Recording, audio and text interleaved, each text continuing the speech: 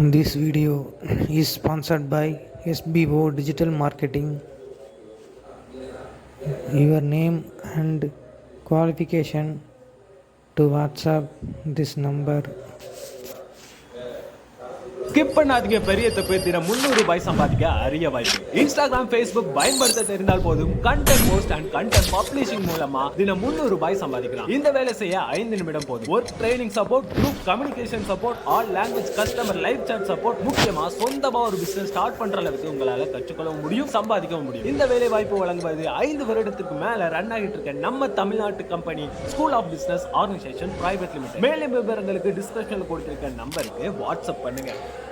Hello guys, இந்த வீடியோவில் நம்ம தண்ணீரை பற்றி தான் பார்க்க போகிறோம்.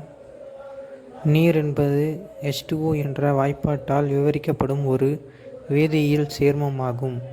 நிறமற்றும் நெடியற்றும் ஓர் ஒளிபுகும் தன்மையுடனும் உள்ளது. இச்சேர்மத்தின் தோற்ற பண்புகளாகும். புவியில் உள்ள ஓடைகள், ஏரிகள், கடல்கள் அனைத்தும் பெரும்பாலும் நீராலேயே ஆக்கப்பட்டுள்ளன. மேலும் உலகில் காணப்படும் உயிரினங்கள் அனைத்திலும் நீரானது நீர்ம வடிவில் காணப்படுகிறது. உயிரினங்களின் உடலுக்கு ஆற்றலையோ கனிம ஊட்டச்சத்துக்கள் எதையுமோ நீர் தருவதில்லை என்றாலும் அவ்வுயிரினங்கள் உயிர் வாழ்வதற்கு நீர் அத்தியாவசியமானதாகும். ஒரு நீர் மூலக்கூற்றில் ஒரு ஆக்சிஜன் அணுவுடன் 2 ஐதரசன் அணுக்கள் சகப்பிணைப்பு மூலம் பிணைக்கப்பட்டுள்ளன. தட்பவெப்பத்தில் இது ஒரு நீர்மமாக இருந்தாலும் திடநிலையில் இது பனிக்கட்டியாகவும் வாயு நிலையில் நீராவியாகவும் காணப்படுகிறது. மழை வடிவில் இது பூமியில் வீழ்படிவாகவும் மூடுபனியாக தூசுப்படலமாகவும் உருவாகிறது. நீர்ம நிலைக்கும் திடநிலைக்கும் இடைப்பட்ட தொங்கல் நிலையில் உள்ள நீர்த்துளிகள் மேகங்களாக மாறுகின்றன. இறுதியாக இந்நிலையிலிருந்து பிரிந்து படிக நிலை பனிக்கட்டி வெண்பனியாக வீழ்படிவாகிறது.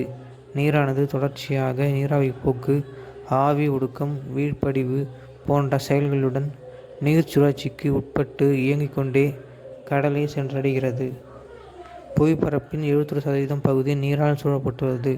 புவியின் தண்ணீரில் பெரும்பகுதி சமுத்திரங்கள், ஏனைய பரந்த நீர்நிலைகளிலும் சுமார் 1.6% பகுதி நிலத்தடி நீர்க்கோள் படுகைகளிலும் காணப்படுகிறது. வளிமண்டல நீரின் 0.001% பகுதி வாயு வடிவிலும் காற்றில் மிதக்கும் திட மற்றும் திரவ துகள்களால் உருவாகும் மேகங்களிலும் காற்று நீராவி குளிர்ந்து சுருங்குவதால் ஏற்படும் நீர்க்கோர்வைகளிலும் காணப்படுகிறது. நில மேலோட்ட நீரின் 97% பகுதி உவர்நீர் சமுத்திரங்களிலும் 2.4% பனி ஆறுகள் மற்றும் துருவ பனி கவிகைகளிலும் காணப்படுகிறது. ஓகே கைஸ், இது போல் பயனுள்ள வீடியோ பார்க்க நம்ம பேஜை ஃபாலோ பண்ணிவிட்டு சப்போர்ட் பண்ணுங்கள். பாய்.